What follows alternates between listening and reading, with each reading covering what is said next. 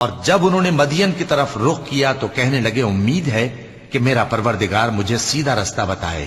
اور جب مدین کے پانی کے مقام پر پہنچے تو دیکھا کہ وہاں لوگ جمع ہو رہے اور اپنے مویشیوں کو پانی پلا رہے ہیں، اور ان کے ایک طرف دو عورتیں اپنی بکریوں کو روکے کھڑی ہیں۔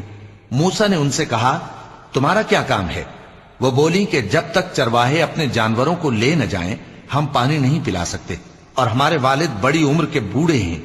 تو موسیٰ نے ان کے لیے بکریوں کو پانی پلا دیا، پھر سائے کی طرف چلے گئے اور کہنے لگے کہ پروردگار میں اس کا محتاج ہوں کہ تو مجھ پر اپنی نعمت نازل فرمائے۔ تھوڑی دیر کے بعد ان میں سے ایک عورت جو شرماتی اور لجاتی چلی آتی تھی موسیٰ کے پاس آئی، کہنے لگی کہ تم کو میرے والد بلاتے ہیں کہ تم نے جو ہمارے لیے پانی پلایا تھا اس کی تم کو اجرت دیں۔ پھر جب وہ ان کے پاس آئے اور ان سے اپنا ماجرا بیان کیا تو انہوں نے کہا کہ کچھ خوف نہ کرو، تم ظالم لوگوں سے بچ آئے ہو۔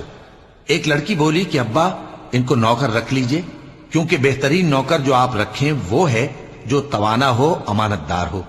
انہوں نے موسیٰ سے کہا کہ میں چاہتا ہوں کہ اپنی ان دو بیٹیوں میں سے ایک کو تم سے بیاہ دوں، اس عہد پر کہ تم 8 برس میری خدمت کرو، پھر اگر 10 سال پورے کر دو تو وہ تمہاری طرف سے احسان ہوگا، اور میں تم پر تکلیف ڈالنی نہیں چاہتا، تم مجھے انشاءاللہ نیک لوگوں میں پاؤ گے۔ موسیٰ نے کہا کہ مجھ میں اور آپ میں یہ عہد پختہ ہوا، میں جو مدت چاہوں پوری کر دوں، پھر مجھ پر کوئی زیادتی نہ ہو، اور ہم جو معاہدہ کرتے ہیں اللہ اس پر گواہ ہے۔